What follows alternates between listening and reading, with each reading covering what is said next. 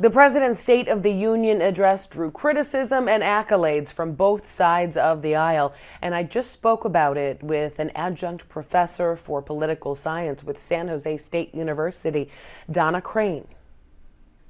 It's the largest audience that a president tends to get for any address. That said, it's still quite small. Most people don't watch it. They don't watch it live. They're busy living their lives. But what the speech does do is it sort of sets the terms for the legislative and the political debate for the coming year. And since we're in an election year, that means also this is really trying to set the terms for the midterm elections. And it sounds like a big theme was unity, a unity agenda. He tried to lay out a lot of things that he thought Republicans could agree on. Do you think that's going to work? No, but I think the public tends to reward the party that tries and that is seen trying. And, to be clear, Joe Biden followed Donald Trump, and a giant theme of his election, of his victory, was let's move away from these sort of these scorched earth politics, and let's move toward a space where we can all identify together. And that was really his, that was a hallmark of his time in Congress too. So this is really a natural space for Joe Biden to occupy. Do I think the Republicans are going to go along?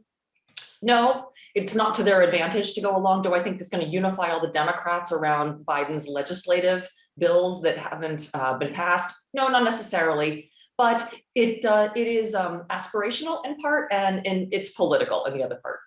Yeah, he mentioned so many different things, so many different topics, so many goals he had, really laying out a roadmap. But what do you think the real priorities are? I'm hearing that we'll probably find out a little bit more about that when he's out on the road over the next few weeks. I think the clear theme of Joe Biden's speech, and therefore his legislative agenda for the year, is he is trying to lay out an agenda that is a kitchen table, living, working families agenda. He talked about all kinds of issues that families can benefit from. So, for example, things that the government can do that can make the average person's life better: an increase in the minimum wage, more manufacturing here at home. Those kinds of things are very, very appealing to middle class, or really any class, but kitchen table issues for Americans. I think that's the space he's looking for Democrats to occupy this year and in the midterm elections.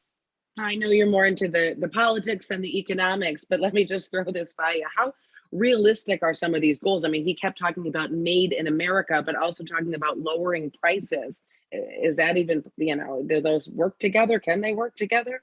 Well, he laid out such a long list of legislative goals that we could kind of answer it however you like, but let's just pick some of the big ones. Yeah, I think it's possible that some of the pieces of his Build Back Better legislation could actually pass Congress. I mean, a lot doesn't get done in Congress during an election year because most of the time members of Congress are interested in sharpening the differences than in coming together.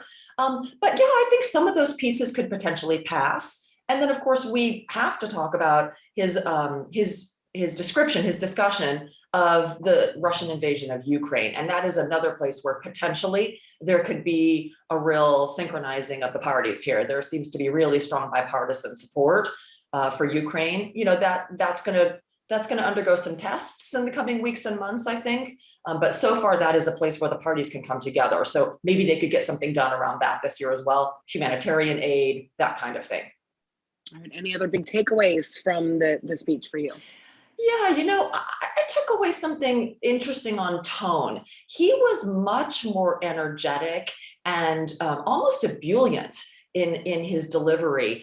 Very optimistic, very sort of rah-rah America, but not in a jingoistic way. I just sensed a real sort of deep positivism from him and a real energy. And that is not, big speeches are not really his wheelhouse. And so that surprised me, and I thought that was a positive thing. And it was a long one too, keeping up that energy throughout. Yes, right. An hour is a long time to keep that energy up. All right. Donna Crane, adjunct professor of political science at San Jose State University. Thanks for being with us on CBS News Bay Area. Thank you.